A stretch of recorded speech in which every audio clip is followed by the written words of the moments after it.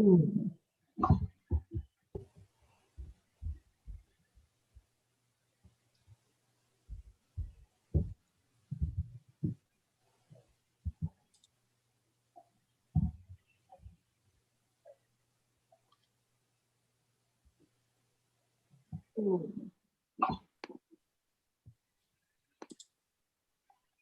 we are live on YouTube.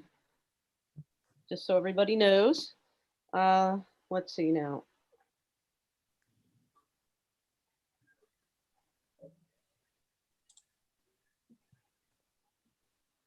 Maybe if you try calling Ken and just putting them on your speakerphone through the office. Think that would work?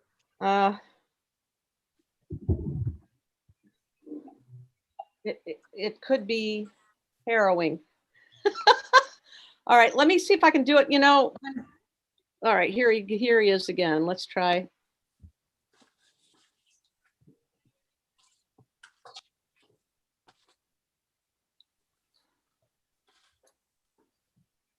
Okay, he's on. Hello, this is Ken. Oh, there you go. Sorry about that. Apparently, I dialed the wrong number the first time, and it was a listen-only mode. So this is Ken Pruser. All right, Ken, so hold on. We have a little bit of business to do before you come on. Okay. And welcome to Pine Plains, even though you can't All right, see it. thank you. I would like to call this meeting to order. And we will begin with the approval of the minutes and the town clerk report.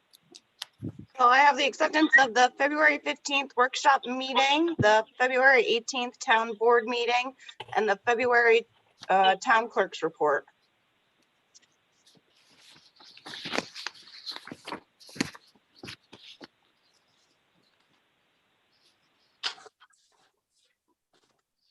No one has any amendments. I'd move we accept those as declared.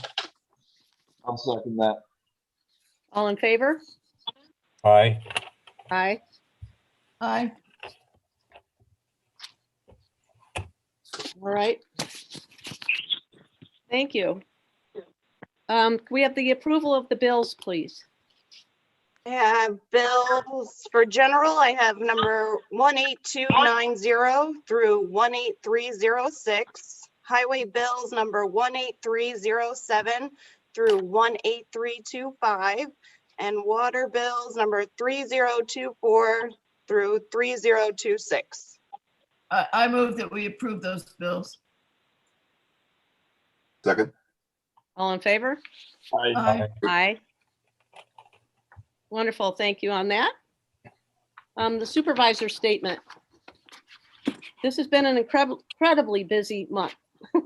The bids are all in on all our projects for highway garage repairs, slope stabilization on Hicks Hill, and the demolition of 8 and 12 North Main. The zoning review committee launched with our planners BFJ Planning and got off to a rousing start with a long and very exciting meeting to detail all the things they want to correct in our zoning. We have received a surprise $5,000 grant from NYSERDA for earning a clean energy community status back in 2019. And in contacting them about this, I learned about a lot of new programs for more grant money from our new representative, Anila Turchin. We used to have Europa McGovern, who helped us get the EV charging station. And actually, she was instrumental in helping us become a clean energy community. She's moved on, and Anila is our new rep. So more on that later. Vaccinations came to Pine Plains via the heroic efforts of our pharmacist, Nasir Mahmood, and the cooperation of our fire department in providing a place to hold the rollouts. I heard that people were complaining about having to stand in a line at the beginning, but that line did not last long, and the operation has gone smoothly each of the days it's been here. More vaccine is coming, and the parameters of who receives it are about to open up even more. Once again, if you want help filling out forms for signing up or know someone who needs help, send them to town hall or the library. We can help. The sewer feasibility study is in, and we are examining it still in order to understand the ramifications of the results for the town. We will be speaking to the engineers to prepare for a more public discussion. Our emergency action plan was completed by Heather Emmerich, Rich Prentice, and I, so that we now have a complete plan ready to implement should we ever have another disaster like the pandemic. Our broadband committee reached out to 3 other towns to help them start their process for getting high-speed internet completed, as well as to join us in lobbying our legislators, senators, and county executive for help in finishing the build out in Pine Plains and basically all of Northern Dutchess. Our report should be finished at the end of next week, and we will issue it to all the electeds in our efforts and put it on our website. We are also asking for a liaisonship to be created on the town board for broadband, and for that person to be the point person for helping community members access high-speed internet and troubleshoot problems. Monday's town board workshop involved working on how the town might receive a gift of trails on the Mitchell property behind Stewart's. And finally, even more exciting news. If you will remember, sometime in 2018, Pine Plains joined the Wappingers Watershed Intermunicipal Council as guardians of the headwaters of the watershed. We had not been active in this council, and our cooperation was essential in preventing what has become a horrible pollution problem at the end of the watershed at Wappinger Lake in Wappingers Falls, which of course spills out into the Hudson. That lake is almost dead due to runoff from farms and other businesses along the creeks that feed into it. Now many municipalities have gotten together to clean that up. I attended a number of meetings, then handed over the reins to our current Pine Plains representative, Holly Bart from the Twin Islands Lake Association. Association. The W always catches me up. Twin Islands Lake Association, Twyla. After months and months of very hard work, Holly and her lake association have just been informed that they have won numerous grants, upwards of $60,000, to start the hard work of cleaning up the water in Twin Islands Lake, and that which will have a positive effect on Stissing Lake as well. These grants are coming from the local waterfront revitalization grant opportunities through the state. And once you get one, you are in there for life. The state rewarded our participation in taking responsibility for the health of the watershed as a whole, and numerous innovative practices can be put into action now due to those funds. Congratulations to everybody for putting Pine Plains on the map as more than just a pretty face. And this just in, the Stissing Center now has heat, hot water, and air conditioning for the first time in 40 years.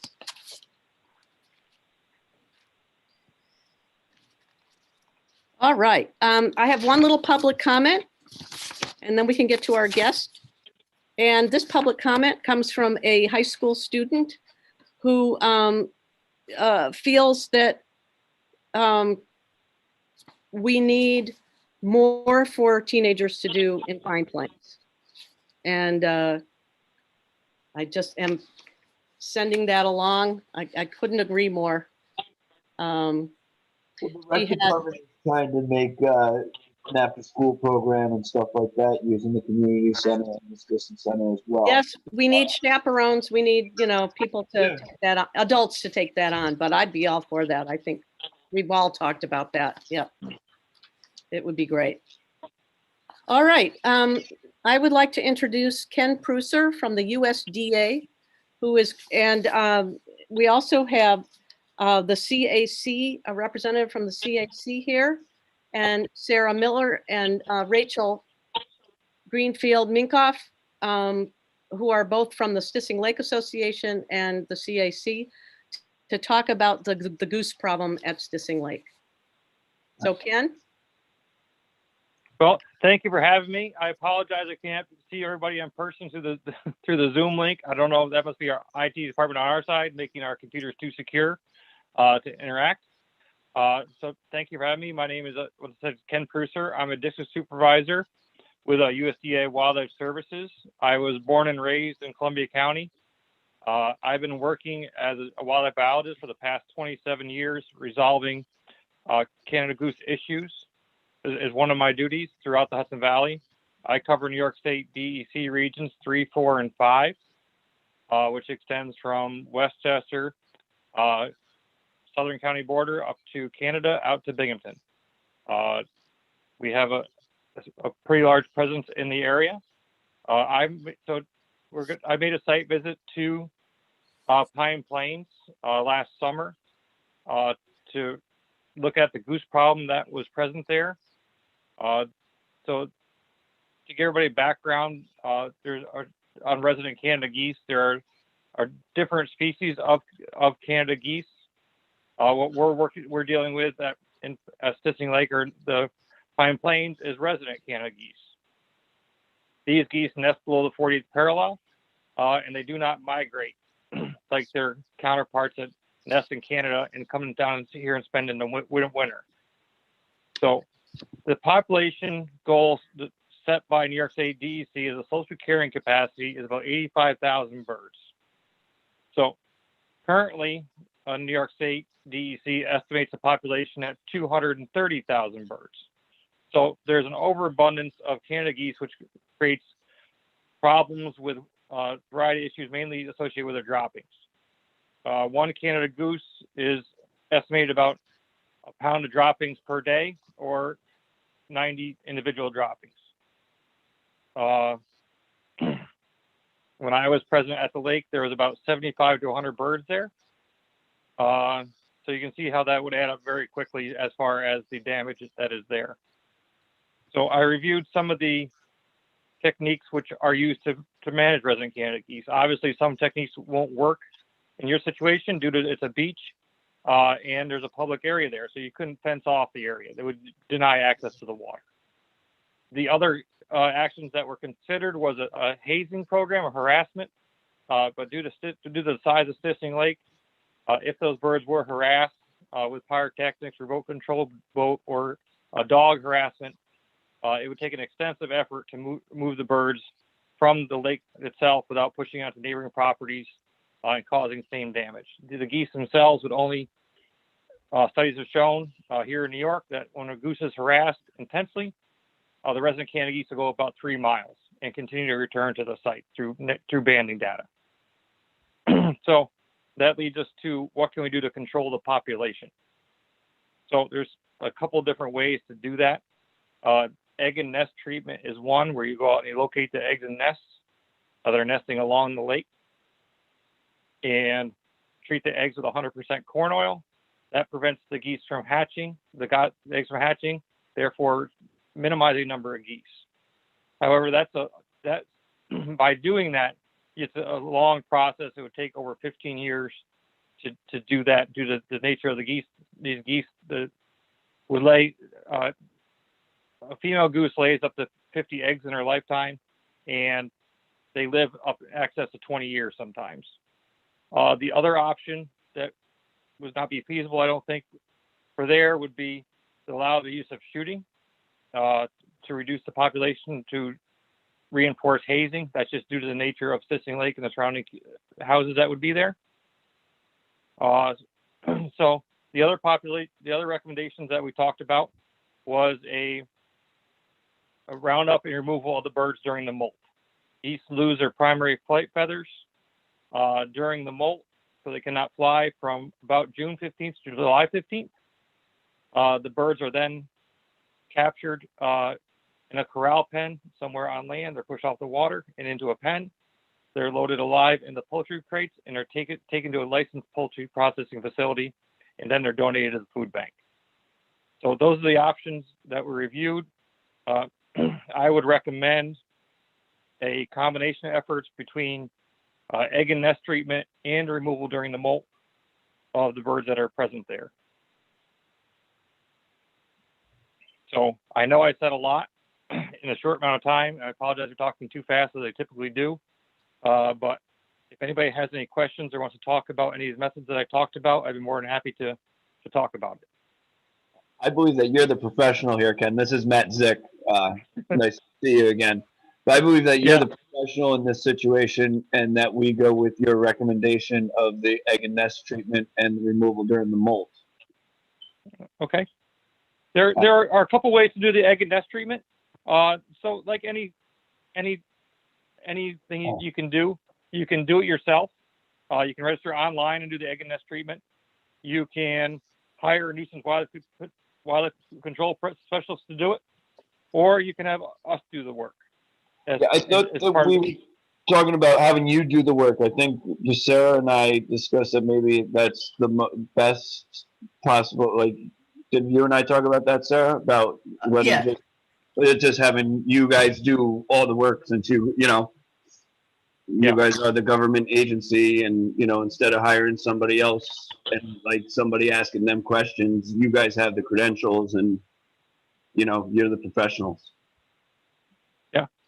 Okay, I just like to inform everybody that we work with that there are options out there, so I appreciate the positive feedback for that.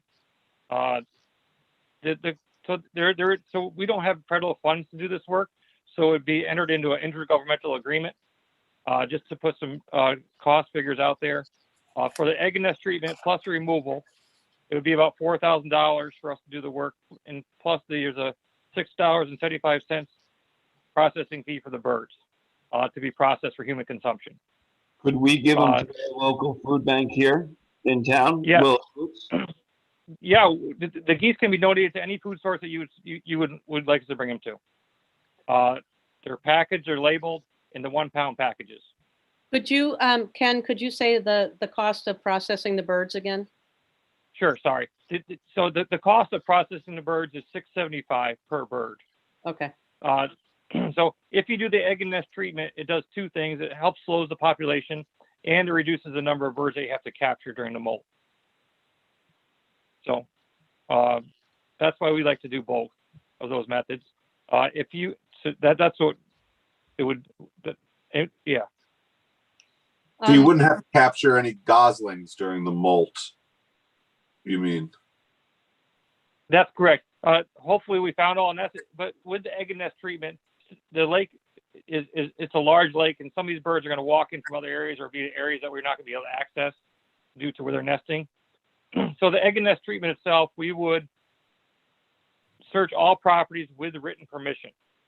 So we would not go on private property without permission. If we do see a goose nesting somewhere, we would identify the owner of that property, and then we'd have a form signed by WS12, which is just basically a permission form that states what we'll be doing on the property, which will be treating an egg and nest.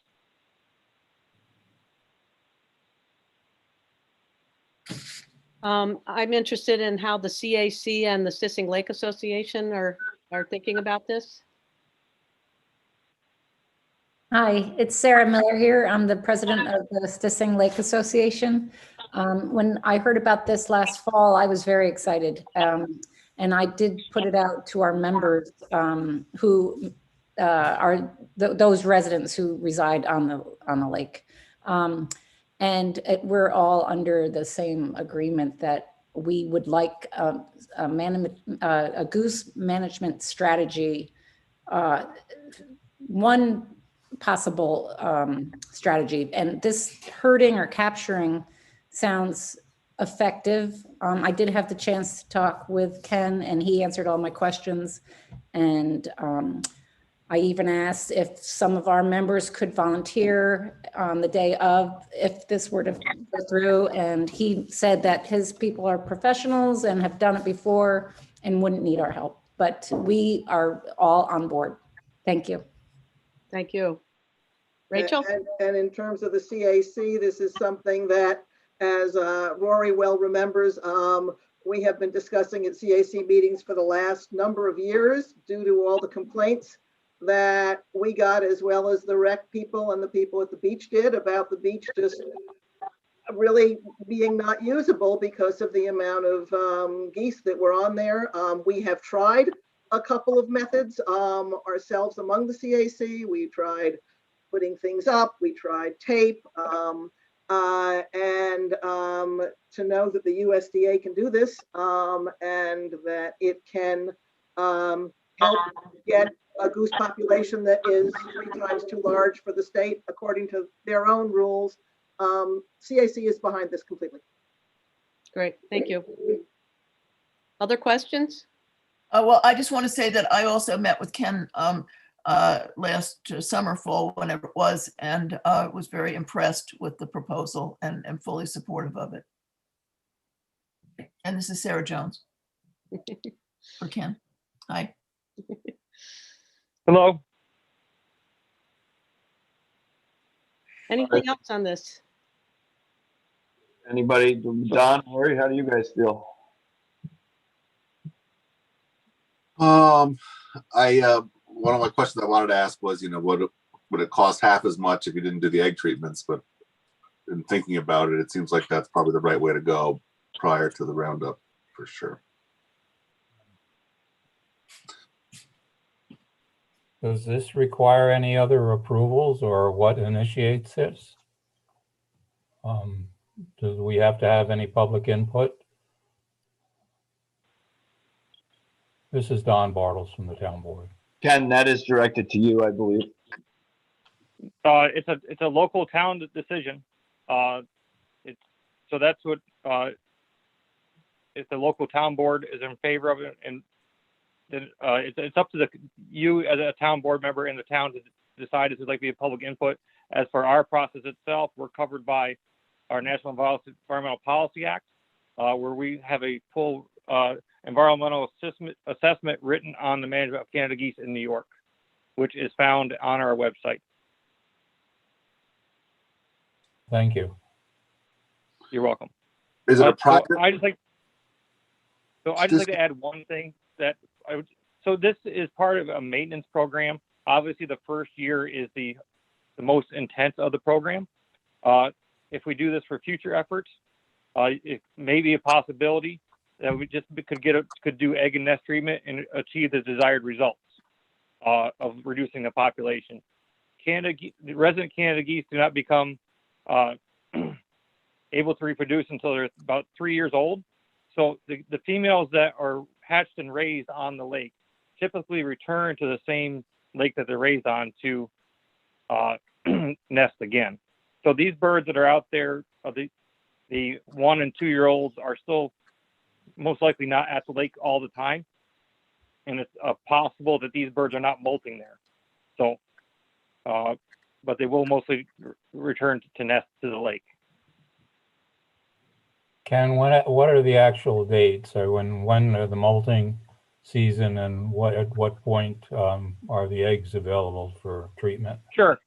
So here in the Hudson Valley, we like to start our egg and nest treatment around April 12th this year. I look at the calendar, and that would be if we would do 2 rounds of treatment, because geese they don't all nest at the same time, and sometimes they don't find their nest the first time, or they just so it takes them 6 days or 7 days to actually lay their full clutch of eggs, and then they incubate for about 28 days. So they have their nests are about on the ground for about 40 days. So we do the egg and nest treatments every 2 weeks. So, and for the removals, the molt will generally occurs right around June 15th through July 15th.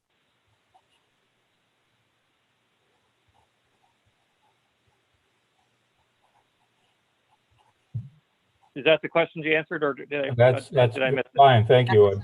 Yep. I'm writing. So. Okay. Okay. No, I want to make sure I didn't miss something. Oh, no, that's fine. I was just curious. Okay. Rory, did you have something to say? I was wondering if the lake had a particular status. I don't know if Warren knows the answer to this question, but Rachel, I know we've chatted about this in our meetings before, that perhaps it's a private lake. Does that have any bearing on the town's ability to decide what happens on it? We did talk with Ken about this, because I asked Ken whether well, Ken, you should answer this question, because we talked about the water. Yeah. I'll be happy to. So with this, there's a lake association and the town.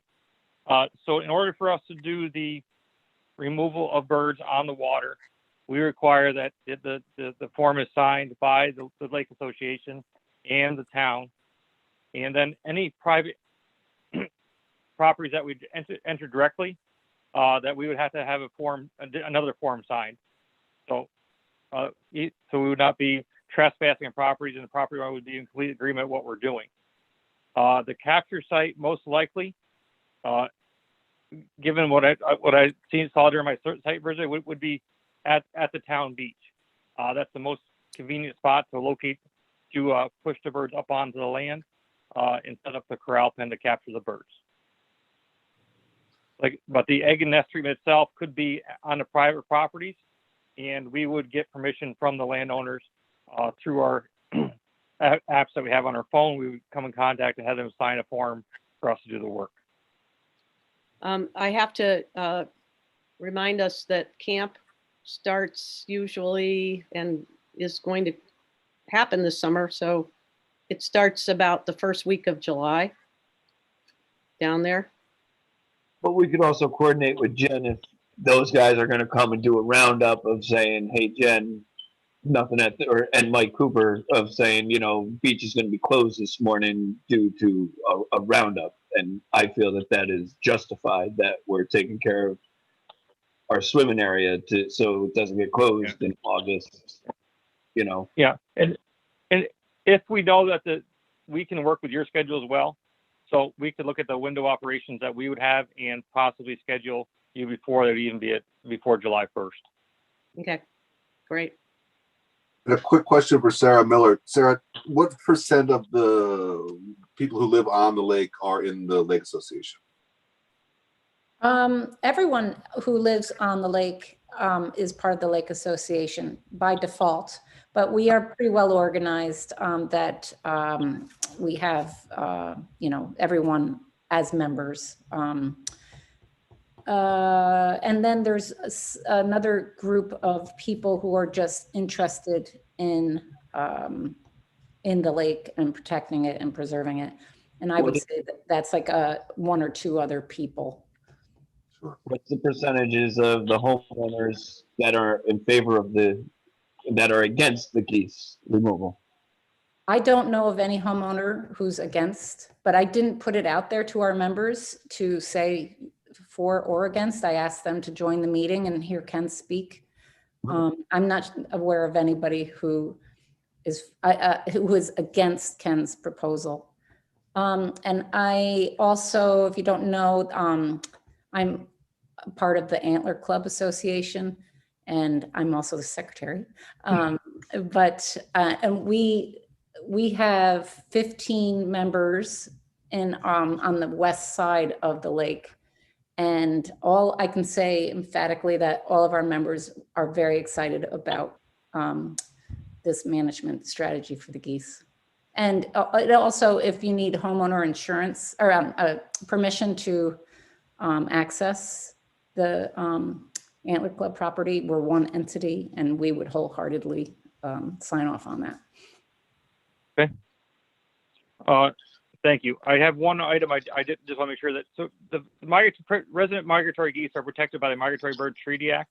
And we are issued a permit from the United States Fish and Wildlife Service to conduct this activity.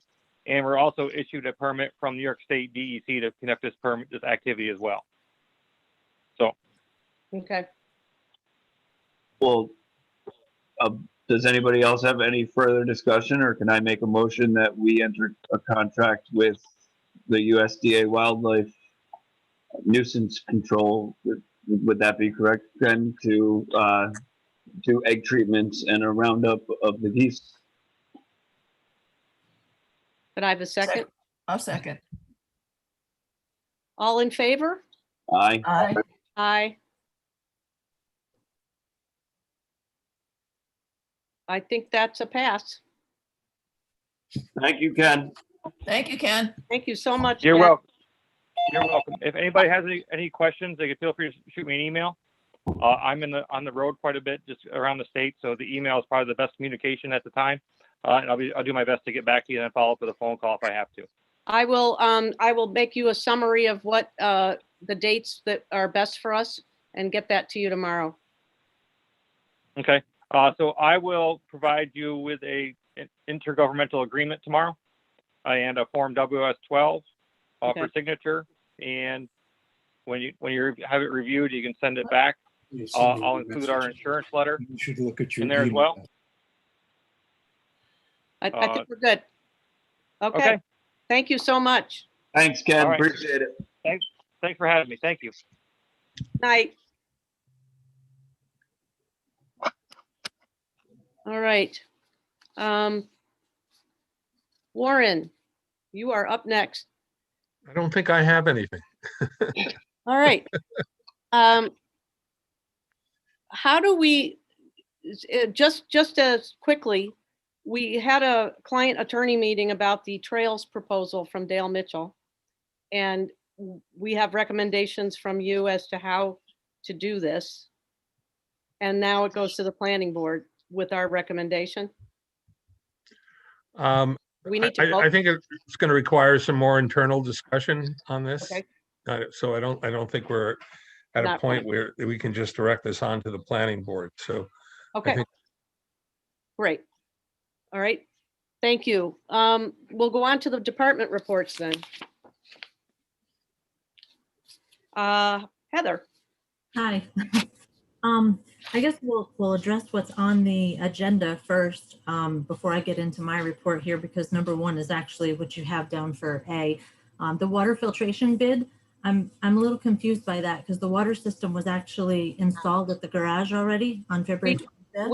we had chosen, if you remember from the last meeting, Mhm.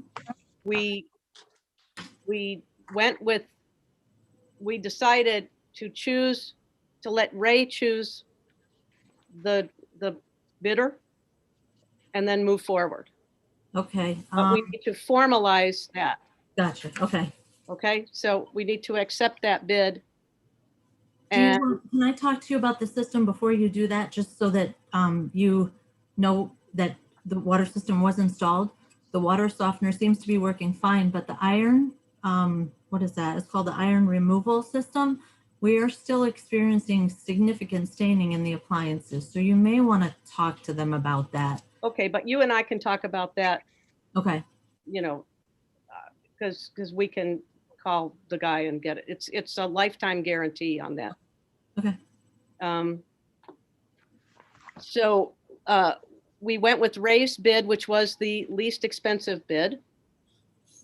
And that was at the recommendation of all the board members that wanted the least expensive, and also Ray. We had a slope stabilization bid that Ray can speak to. So as the board may recall, we had put out the project for the slope stabilization on Hicks Hill Road. Back on the 15th, this past Friday, the town received a total of 8 sealed bids on that particular project. And I think in part, part of the great turnout for that was the fact of utilizing the county's BidNet services in addition to posting it into the local. But the apparent low bidder was Kingston Equipment, also known as Baker Brothers, doing business as Baker Brothers out of West Hurley, New York, in the amount of $77,900, well below the budget which our office had originally anticipated for the project. Generally speaking, the lowest 4 bidders, the range was $77,900 as the low bidder, and the 4th bidder was $89,950. So 4 bids within $12,000 on a project such as that is a pretty good grouping. So we were satisfied that the contractors were all looking at the same project and bidding accordingly. I did speak with a representative of Baker Brothers regarding their bid. They felt comfortable with the number. They are anxious to get started on the project as well. Our office is familiar with Baker Brothers. We've actually completed other work that they had undertaken as far as construction on various projects, and they've always been responsible, done a professional job. So our recommendation is to move forward with the apparent low bidder of Baker Brothers in the amount of $77,900, and would request that the town board consider moving forward with that project. Once the board authorizes that, our office will prepare the notice of award, the formal notice of award to be sent to the contractor. At that point, he'll then submit his performance bond, certificates of insurance, itemized breakdown, as well as anticipated construction schedule as well. Okay. Ray, do we have to be concerned with bats? With bats? Yes. We need to contend with bats, and we want to get that started right away. Okay, that was the reason for my question. One of the other items, just checking, I know we talked about the obtaining an easement as well. So obviously, my understanding is that the owner is aware and has indicated that they'd be willing to provide that easement. So I think we just obviously formalize that. I will contact them as soon as we have our acceptance here. Okay, great. And then I'll get together information to Warren. Warren can prepare the easement, and that way, if the supervisor could get that signed, that'd be wonderful. We'll get it. They wanted to know the scope, that like what was involved in Okay. the work, so I can get. By all means, if you, I can meet with them out in the field as well. Great. Discuss it with them. So I think they would appreciate that. absolutely, just let me know, and Okay. we'll get that done. Wonderful. Could I have a motion for accepting both these bids? What's both bids? No, Oh, just well- the water bid for the water treatment, to officially accept that. That was the one that was discussed last month. And then this is the Hicks Hill bid. Well, I'll make the motion for the Hicks Hill Road project. I'll second that. All in favor? Aye. Aye. Aye. And I need just a formal acceptance of the water filtration bid. I move that we accept the water filtration bid. Could I have a second on that?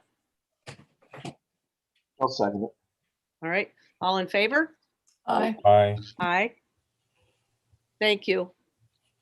Okay, Heather, what else? Okay, well, thank you for the Hicks Hill slope stabilization. That'll definitely, it's well warranted. So we'll hopefully get moving on that one. The next order of business would be the agreement for expenditures, which I have presented to everyone for the anticipated projects for this year. Again, I say anticipated based on what these roads turn out to look like after I've swept them and really taken a look at which may need to be prioritized over others. So again, this is my permission slip basically to expend the funds that are set aside for road repairs, and a formality every year to receive the majority of the board signatures so that we can proceed with that. I'll make the motion. I'll second it. Do we have to do a roll call on this? I don't believe so. I think you can just sign it and then I file it. Okay, all right. I saw all the names on it. Okay, And all in favor? Aye. Aye. Aye. Aye. So I did not leave a copy at the town hall. I'm assuming that maybe Alice can print off 2 copies. You have it all set? I have it right here. Okay, perfect. We just need to do that in duplicate, obviously. So 1 copy stays with Judy and the other I send in. The other thing that I have is in cleaning up the office upstairs, I've come across a bunch of old cell phones that we have. That we used to provide them for the crew, and they were due for annual upgrades, which we did take advantage of. So now I have about 16 phones that include both flip style and some are smartphones. In the past, I've gotten permission from the board and we've donated them to one of the organizations. I think there may even be a box at the town hall. There is. Okay. We donate to the Grace Smith House. Perfect. I think, I'm not sure if we did that the last time or if they went back to Verizon, who essentially sent it to the same type of organization. So I just wanted to get permission to go ahead and donate those cell phones to a worthy cause. I think that is a great idea, so I will make a motion. You have to make a motion. to do that. I'll second that. All in favor? Aye. Thank you. I also wanted to report that our new hire started on March 8th and is doing very well. The other thing is a public announcement, basically. The contractor has been scheduled to come in to perform the road sweeping, weather permitting, April 6th, 7th, and 8th. I have put a notice out on Facebook telling everyone that lives in the center of town that if they wish to clear their road edges of the sand material only, no grass clippings, brush, or leaves, now is the time definitely to get that to the edge of the pavement before the sweeper comes through to suck that up and get rid of it. Again, I emphasize nothing other than road sand in a shallow layer. We have been through the entire center of town already and put everything to the road edge. So if they just follow where that is, that should be fine. The materials should not be raked to the road edge after April 1st.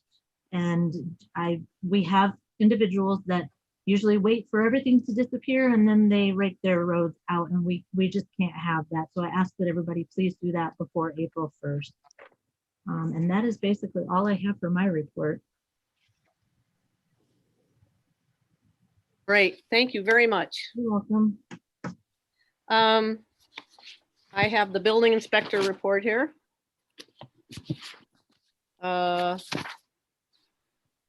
Building permits for February.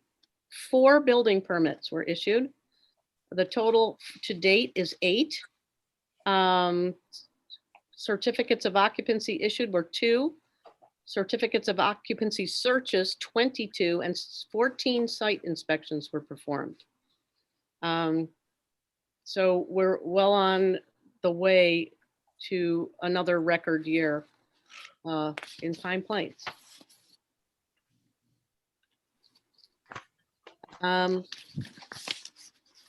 Police department.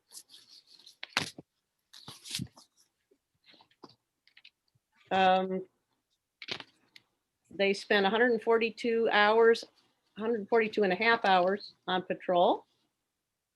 Administration was 44 hours, and that's due to the fact that we're writing this police policy with Lexipol. 2 hours of investigation, 13 hours of training, 8 hours of details, and 19 hours of vehicle work.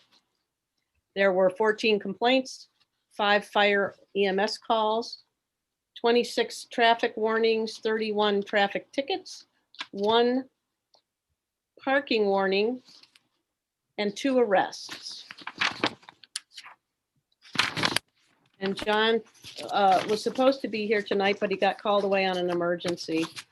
He says that he attended 1 Lexipol webinar with me and 1 meeting with Dutchess Chiefs Association, and provided traffic control for a funeral of the fire company chief. Officer Camburn, Bellevaux, Parada attended webinar instruction on recognizing impaired persons. And Officer Camburn provided security at a COVID injection site at Pine Plains Fire Station. They are also looking at training. Mike Bellefaux can be certified to work on their handguns, to train to train our own officers in the use of the handguns. And our new police reform policy basically strongly suggests training constantly. They're setting up a training schedule so that every 3 months, 4 times a year, they do some kind of weaponry training so that they always know what they're doing with those things. So he would like permission to take this training. It's $250. And I move that we authorize the training. I second that. right, all in favor? Aye. Aye, thank you. Okay.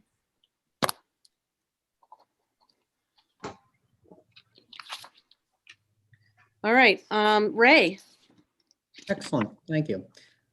So the monthly report was submitted to the Department of Health, and the average daily usage continues to be elevated at about 58,000 gallons per day.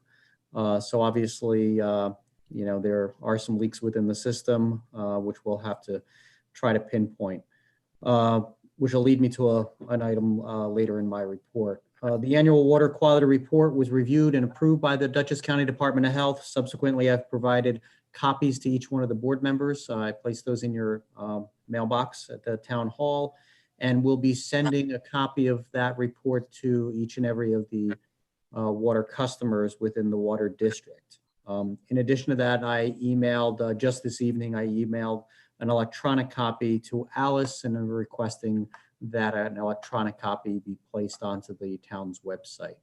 That is a requirement of the New York State Department of Health that be done. Again, with respect to the water quality within the water company remains very good. We have hardness within the water, but other contaminants are well below any state standards. So we continue to have very good water quality within the water district. Maintenance wise, there were 3 meter heads that were replaced on customer meters, 3 utility markouts that were performed based on construction that's been taking place within the water district. Most of those were along DOT roadways. The first round of the new PFOA, PFOS required testing was completed. If you remember, last month I indicated that again, PFOA, PFOS, Hudson Falls had major issues with respect to this particular contaminant. It's normally associated with organic material, inorganics pertaining to the use of Teflon, production of Teflon, silicone, and even firefighting foams and so forth. So it was mandated that this year, each public water supply conduct 2 consecutive monthly samples for the contaminant.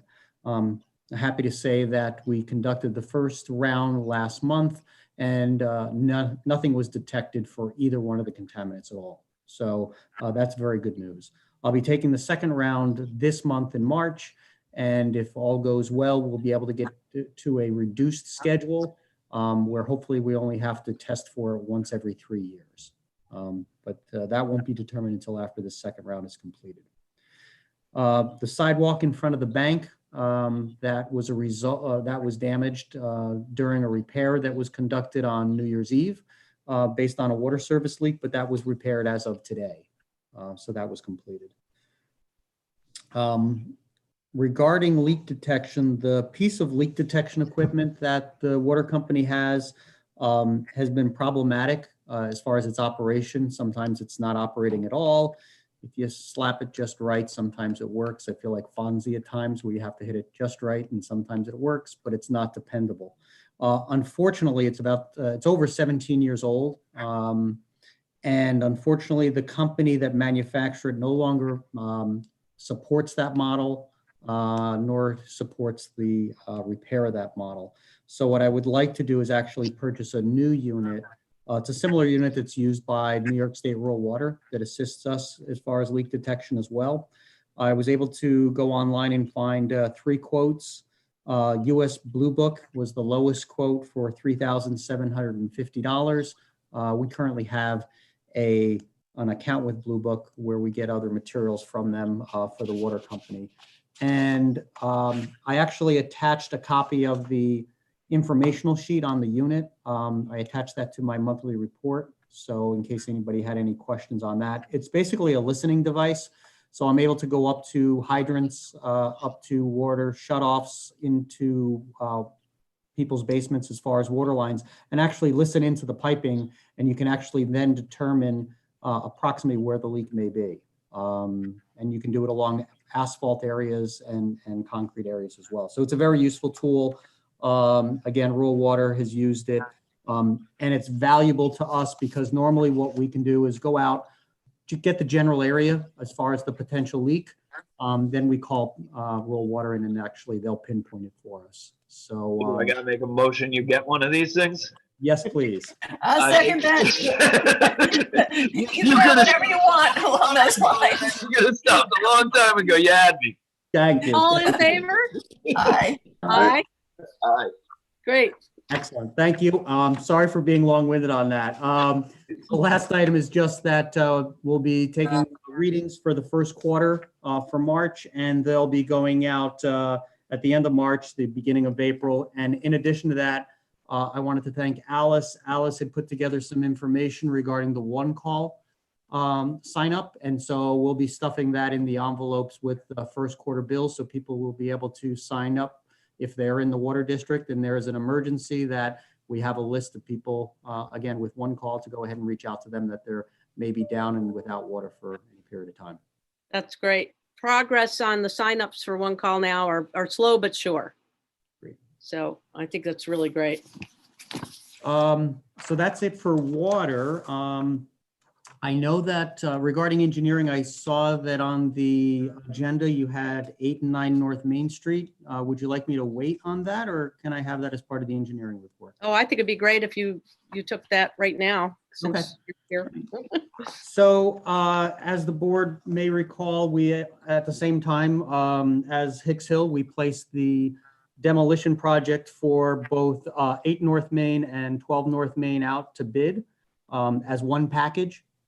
There is a breakdown within the bid document for the individual cost of each, but we thought it'd be more economical if both of them were done at the same time.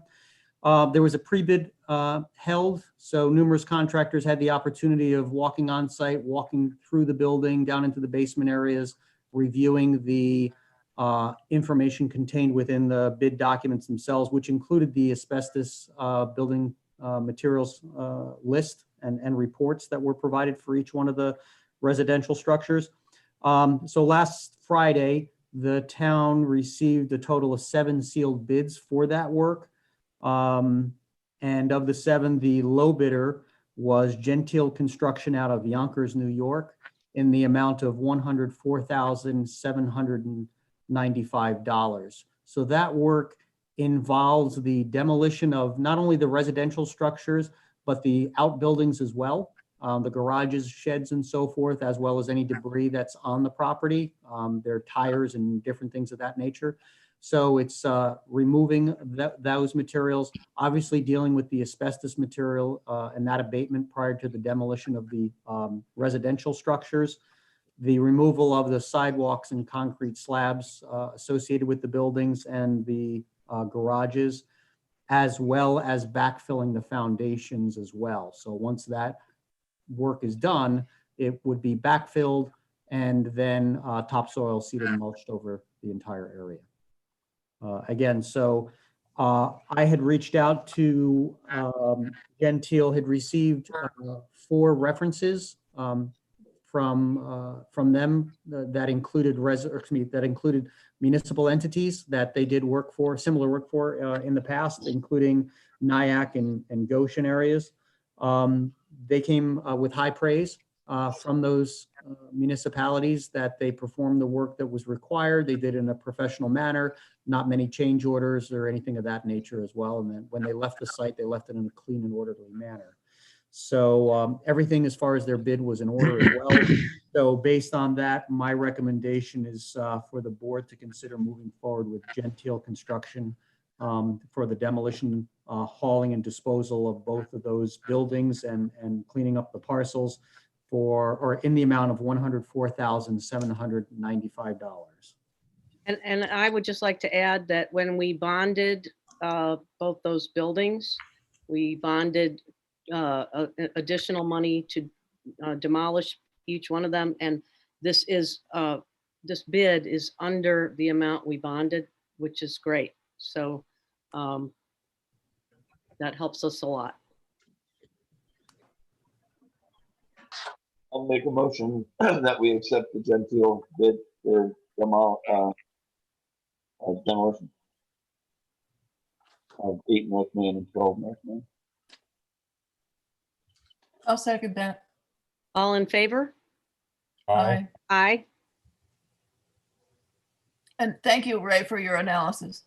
Yeah, absolutely. Yeah, that was incredible. Yeah, so I'll put together the notice of award, the formal notice of award, send that out to the contractors. And again, similarly to Hicks Hill, they'll be providing performance bonds and copies of insurance and so forth. And we'll also get an anticipated schedule from them. All right. Great. That's all for engineering. All right. Thank you. Yeah, absolutely. The triathlon is going ahead, and that was the only item for the recreation department tonight. Well, baseball signups and softball signups are going on right now as well through the rec department. So if you have a kid who would like to play baseball or softball, It's very reinvigorated. Tonic down in Stanfordville sanctioned Little League, but Coach pitched T-ball will be available up here, but Little League softball is available for, And they are applying for their baseball, sanctioned Little League. which won't happen this year, but next year, right? Tonic needs to give up a section of their for Pine Plains to have a sanctioned Little League. So, but we have a new president of baseball now who is Rich Tamburino, and he is on top of it and hitting the ground running, trying to, start over with the baseball and softball program. So. Great. We have a date for the triathlon. Do we, Matt? I don't know. It's normally like the last weekend in June, I want to say, July 4th-ish type weekend. I can text Jen Chase because I bet you Jen Chase will know. But I don't know for sure. I just want to say that it's important to reach out for volunteers early on and get the number of volunteers, because that makes everything run so much more smoothly. And it's just a wonderful event. So people should be happy to volunteer for a couple hours on Saturday morning in June, whenever. Bikers don't get lost. They do. Don't make that turn. Oh, no. Great, thank you. And when you volunteer, you get we've always had a wonderful meal. Yeah. Sure. At the end, afterwards, it's like worth it. You get a good meal. I think our last thing is dog control. And Rich had 2 calls, traveled 28 miles. He had investigated 1 complaint and issued 1 citation.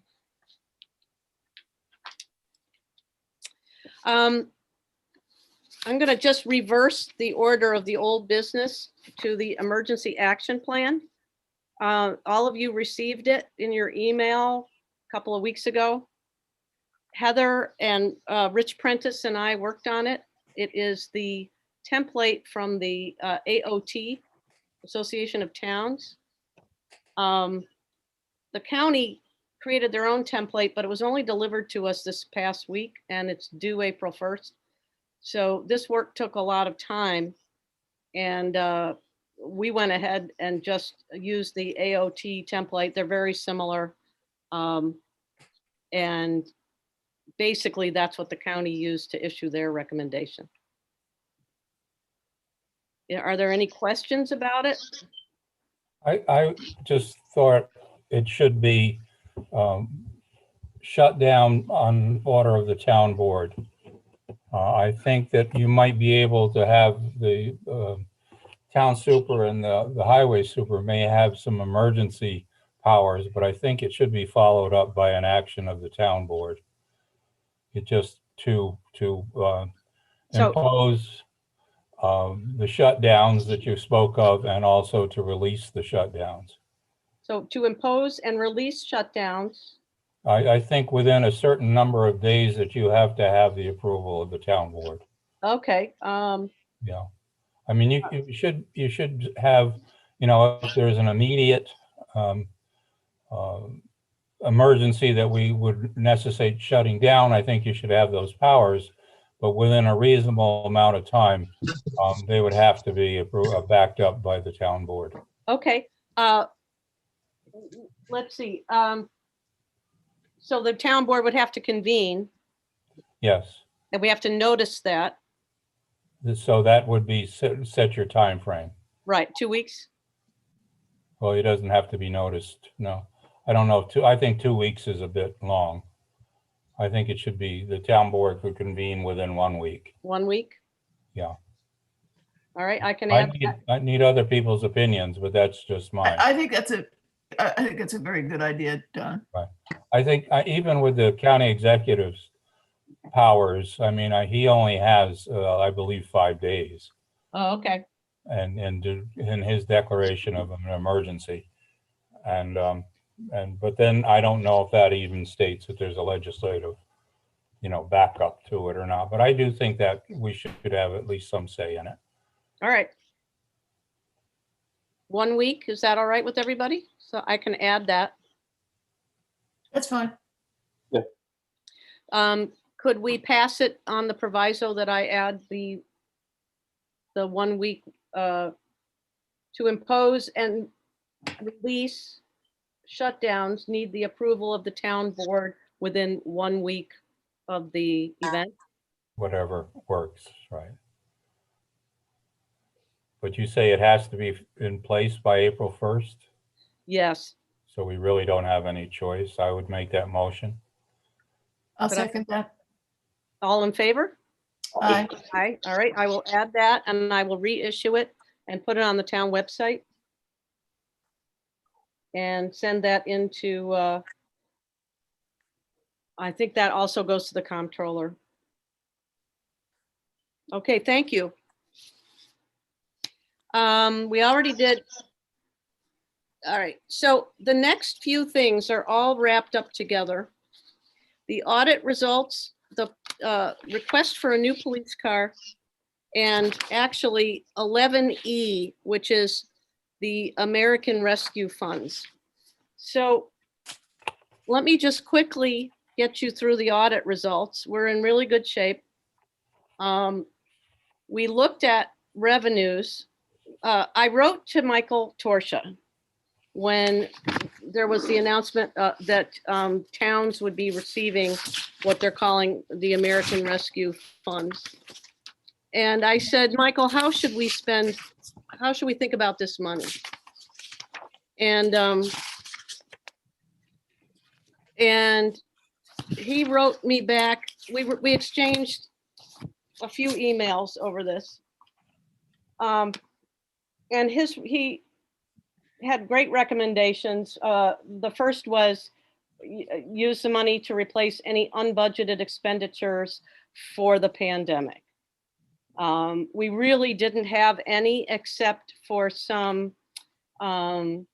payroll for extra cleaning help for the community center and town hall. He would review the 2020 revenue items and determine what shortfalls the town had due to the virus. I reviewed those. Given our shortfalls occurred really with the Justice Department and the camp. And, but conversely, we've never made so much sales tax and we've never made so much mortgage tax. So that basically brought it both up like this, and we ended up $13,000 ahead of our revenue prediction.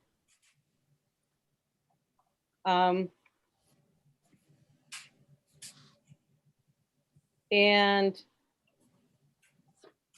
any deferred expenditures due to the pandemic, we didn't really have any. Then he wanted us to look at the long-term debt, which can't be paid down early. None of the really long-term debt can be paid down early. And I said to him, well, we have, shorter 5-term bonds that could be paid off. However, our interest rate on them is so low that I kind of questioned doing that. And he said, well, actually, that was a good point. I told him that, in effect, we were supposed to be putting money away for a new police car. And, but I put it into the sweep account. So we can make the interest. But that since I've been in office, that was in place when Brian was in office. Since I've been in office and we did the sweep, I've just been kind of keeping it, in my tally. So technically speaking, we would have saved by now about $36,000 for a new police car. So, Sarah, that was never passed. That goes way, way back to Greg Bulvers. okay, When they talked about every year that was talked about, and to my knowledge, nothing was ever done and never a formal account was established. all right, well, it's something we should have been doing. Right. Well, And so I was just sort of keeping those numbers in my little tally Right. book. Yes, but I just didn't want the statement that it was something that we neglected. Oh, I see. No, I didn't think it was anything you neglected. I thought it started with a It was decision. never thought to be necessary, let's put it that way. Oh, okay. Well, Well, that, again, that's my take on it. all right.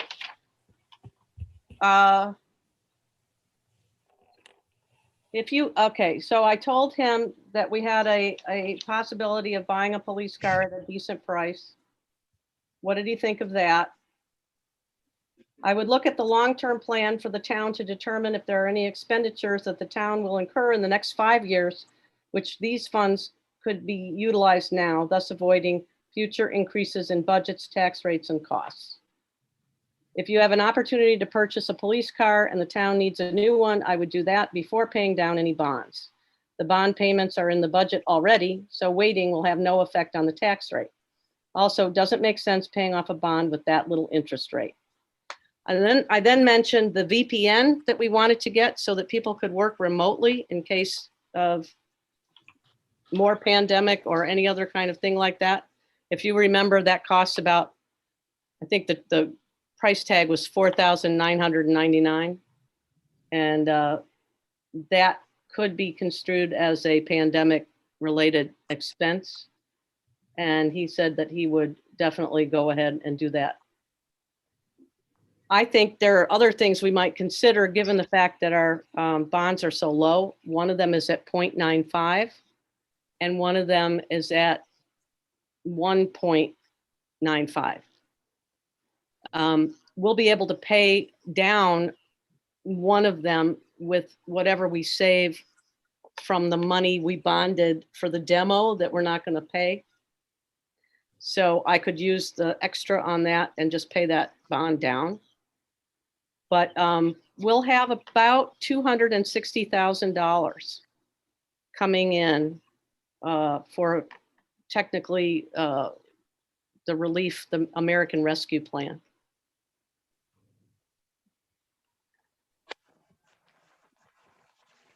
We had some expenses with the broadband committee, correct? Nope, we had we didn't even do a mailing. It was a Survey Monkey. I thought there was something that we had to pay to Optimum or to somebody we were paying for their build out plan or something like that, or? No, we didn't have to pay for that. We had to sign an NDA. Okay, well, I thought we approved a payment to them. Is there anything broadband related that we did do? The personals, didn't somebody personally pay for something? And, okay, that's the only thing I thought about the broadband committee, where somebody personally paid for maybe a Survey Monkey or something like that, and we said that maybe we should be. No, the only thing we've been doing is we paid for a Dropbox and we paid for a Zoom, the Zoom, you know, kind of like IT stuff. But that's very little. It's not, Zoom is $150 a year.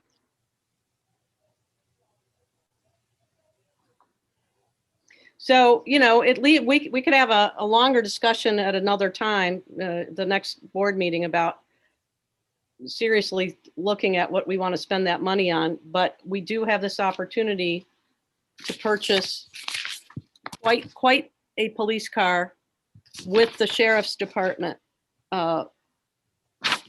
It's not a what is it called? It's not a state bid. It's a different thing. And they're bringing us in because John goes to the chief's meeting and got in on the deal.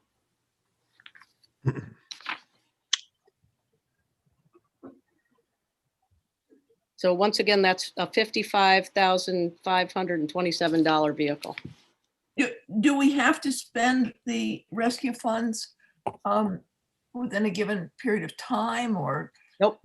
No, we just get them and they have to be spent for certain types of projects. Okay. Well, technically, however, the towns will not be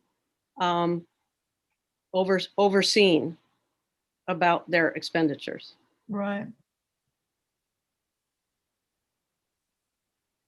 I mean, I can think of a million things to spend it on, like a sidewalk and, but I think that's a longer, more fun discussion we could have at another time because the money won't be here for a while. We should let that high school kid know that there's $260,000 for pandemic related. See what thoughts they. Well, I'm not against purchasing the vehicle. I'm not against purchasing the vehicle either. At our last meeting, it was a little confusing about what the actual state of affairs were surrounding the Correct. purchase. That was my Also, fault. I got all my stories confused. on And- top of that, though, there was like this ticking time bomb scenario, which a month later doesn't seem to have borne itself out either. Well, there's still that in the sense that they're ordering the cars now and there are so many cars. And once they're gone, they're gone. Each of these dealerships gave or provided a certain kind of car. So of course, all the guys went over after the Durangos and the hot cars. What's left is some Explorers and some Dodge Chargers, and the Explorer suits us and is a better price for us anyway. We don't need anything fancy. Nah.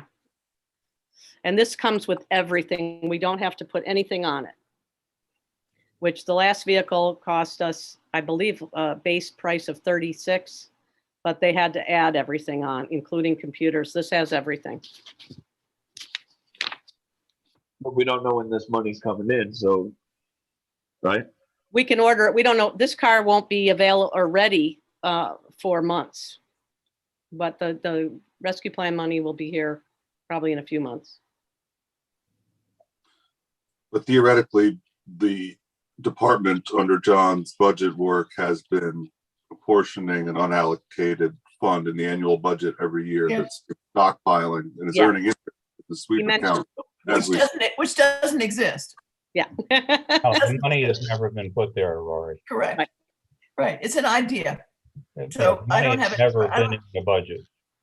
So that was also not true from our previous meeting. That part of it wasn't quite true. There's not money that John's already. Now. There's no technical money. It's not encumbered. I mean, It's his belief that we should be putting it away into a capital fund. that makes sense. And what I've been doing is saving it in the sweep account so that we get interest on it. Mhm. Otherwise, we get like 0.1 interest. It's ridiculous. Oh, yeah. Yeah. Well, I make a motion that we purchase the vehicle for the police department. I'll second that. All in favor? Aye. All right. I'm not going to commit. I don't believe it's necessary. So if that's a nay, then it's a nay. All right. I asked some questions. I asked some questions about the mileages and the maintenance records for the vehicles, and without having that information, I really don't feel comfortable making a decision. That seemed like something John ought to be presenting himself somehow. I totally agree. Yeah. And 2020 and 2021 have been all these things that we have to act on before the next meeting. And I feel very uncomfortable about that. Well, I'm willing to hold off another month and have John come and talk to us if he can. Well, you've had the motion and you've had the vote, so. We passed it. Okay. All right. Thank you very much. May I ask a question about those funds, about the rescue funds? Of course. Do you know, is any portion of that from the cutback from the CHIPS program that they were going to be reinstating? It's not from the state. It's from the feds. Okay, so have you heard anything about the CHIPS funding, when that's coming? Because I haven't either. No, I haven't gotten a word about that. Okay.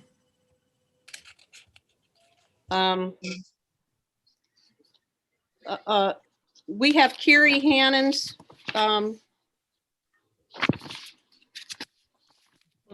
Kiri Hannon, who was an integral part of our police stakeholders committee, has been approved by the board of the library to be on the board. if we approve her as well. And she was delightful to have on our police reform committee. She's very sharp, wonderful. Is this a vacancy? Yeah, yes, they need more members. Okay, we should be rotating of what, 3 people off? Shouldn't, at some point, don't we rotate 3 people off? They're only allowed a certain number of years. I know that they need more help. I don't know where everyone is in their status. That's something we should know. Sarah, do you remember that? I do not recall that. I do not. Okay, I thought you were appointed to the board for a certain number of years. I don't remember. She is terrific. She's very, very lovely. Well, no, I have no problem with that. Yeah. I just was wondering if it was part of the 3. I don't remember. I don't have any recall of that, of a specific number. It could be. I'd move that we, accept her for the position. I'll second that. All in favor? Aye. Aye. Great.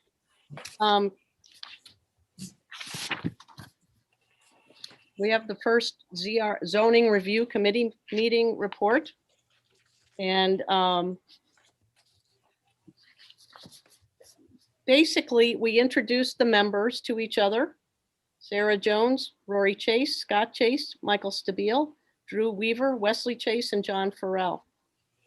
And BFJ is our planner, and they made the comment that the zoning code is relatively new and generally in good shape. The scope of the work is making targeted changes to the code where needed and to update the code to reflect the goals of the comprehensive plan. The work has a 6-month timeline. There will be 3 meetings with the ZRC, 2 meetings with the town board, and 1 final meeting with the town supervisor. The second meeting with the town board will be a public hearing.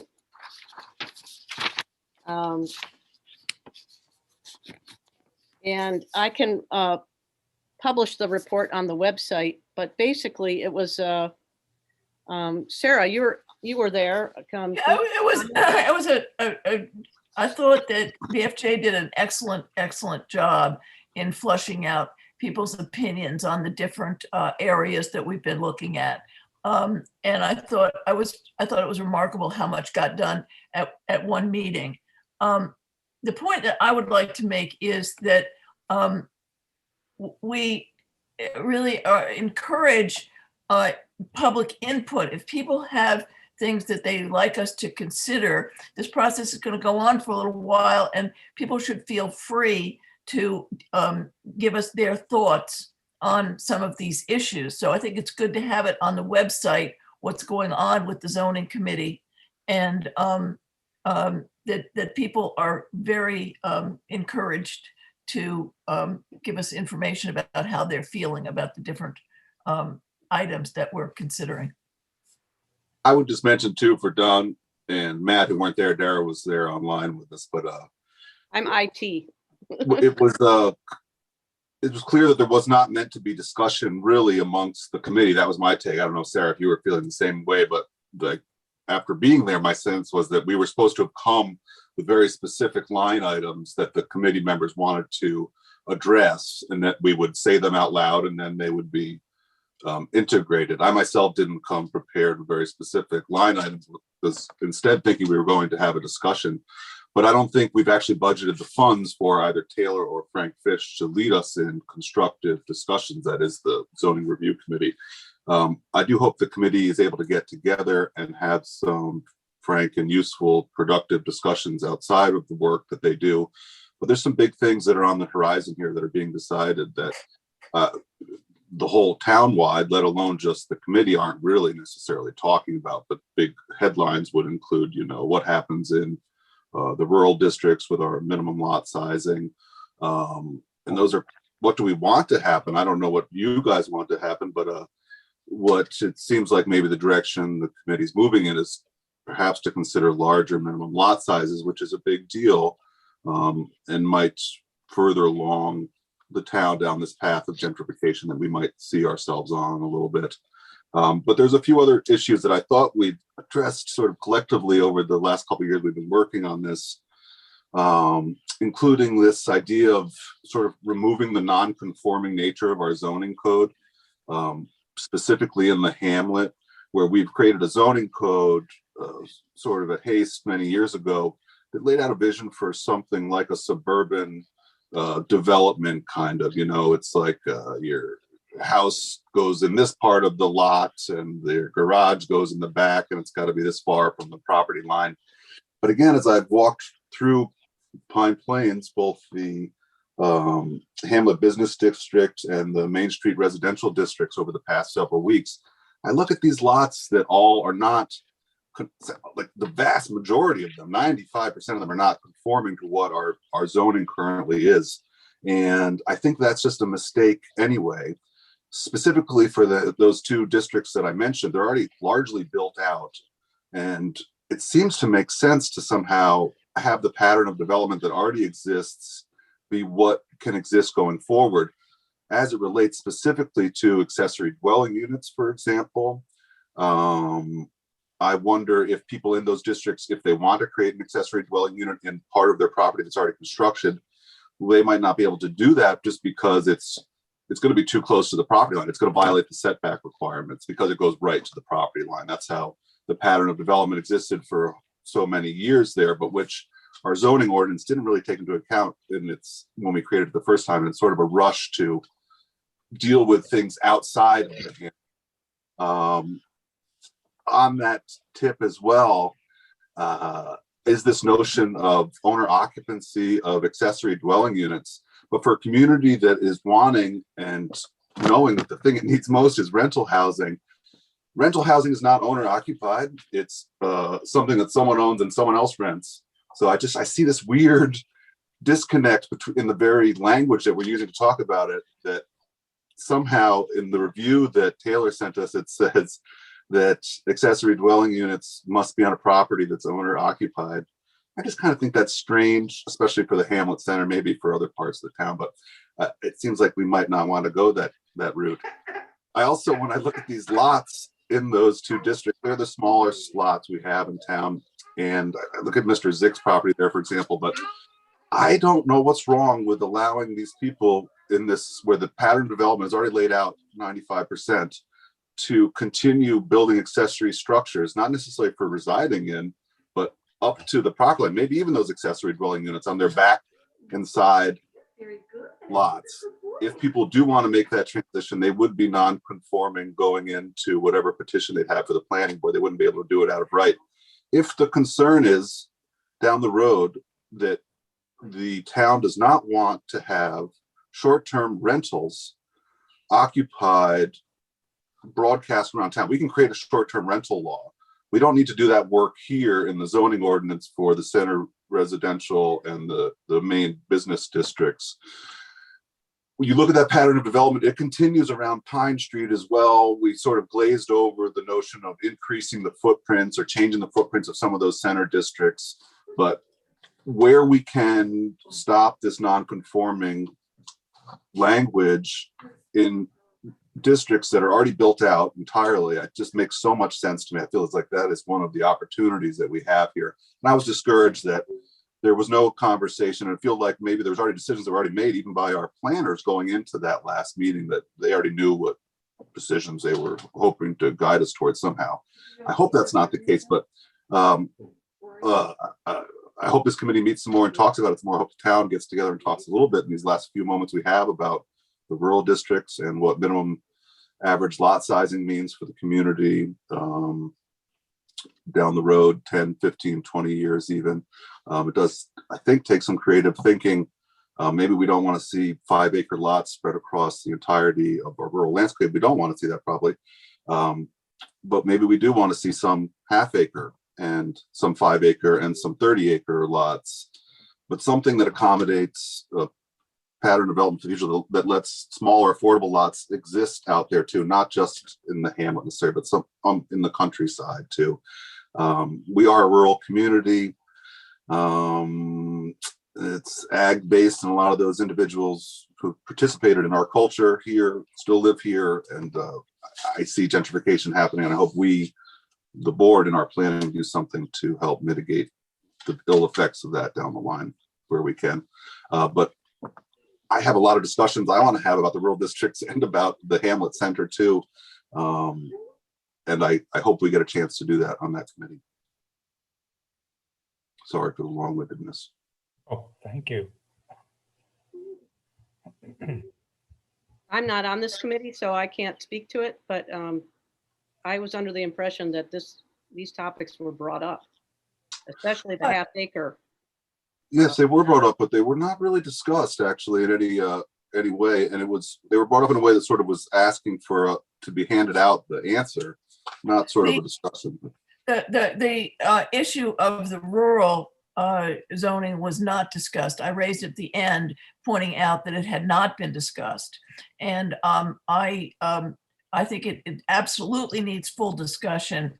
And I am very concerned with excluding people from being able to afford to live in a rural situation if that's what they choose. And in general, farm country often has small parcels, and some of the attractive housing in the rural areas are very small lots with a small house that has been there for a very, very long time. So these are really are good issues. And that's why I think it's important that we hear from other people, from the public, to weigh in on some of these issues.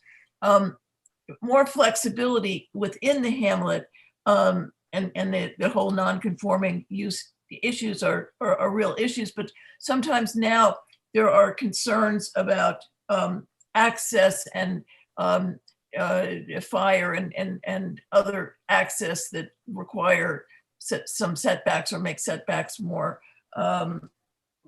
sort of desirable. But you need the setback from other buildings, maybe, Sarah, but not necessarily from the property line. And furthermore, we're baking something in there that's this zero lot line adjustment concept. But it seems like the solution's there. It's if you want to put two structures right next to each other, you got to have a firewall between them. right. That's how it ends up happening. But it seems like there's a way you could plan for that without.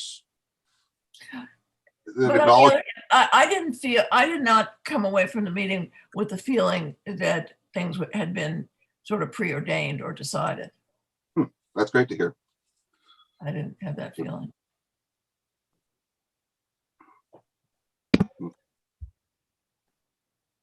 That's what's my take. Again, long-windedness. All right, anything else? The next meeting is in April 13th. Is that right? Yeah, April 13th. And those meetings will be on YouTube. They are You can live. watch the meeting and see what's going on. Okay.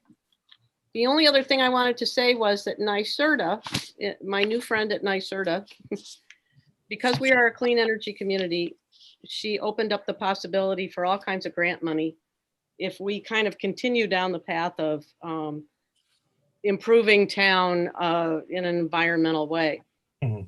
And the first action she suggested we do is send Drew to another building codes class. It's called Stretch Code. And literally we send him to that and they give us a grant.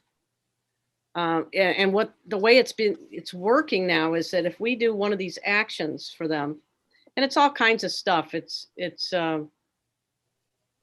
we held a day to convey information about conserving water or conserving oil or whatever it is, we qualify for a grant. And we just have to sort of prove that we did it. And they literally kind of pay us to do these things, and it's quite worth our while. And we gain points, and it's like an unbelievable program. So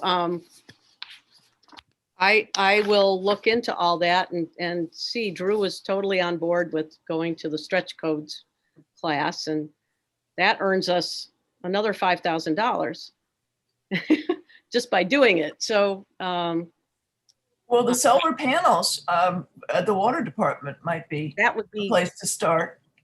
I think so. And then also this, the watershed. All the watershed stuff might qualify as a they call them the big action. You get a big action, you get more points. And when you when you accumulate so many points, you get $10,000.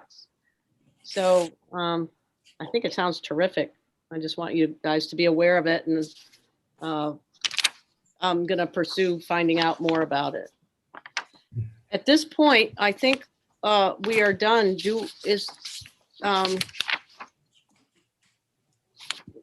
Warren, is there anything that you have for us to go into executive session on? You're muted, Warren. You're on mute, Warren. Oh, there you go. Yeah, no, we're good. Okay, we're good. I don't need to talk about personnel. Do we need, and the Pilch Drive issue? We'll have further discussions on that. All right. At another date. Maybe Okay. Rick and Heather could talk about as well. Yeah. All right. Well, in that case, Motion to adjourn. I second that. all in favor? Aye. Aye. Thank Good you. night, all. Thank you. Good night.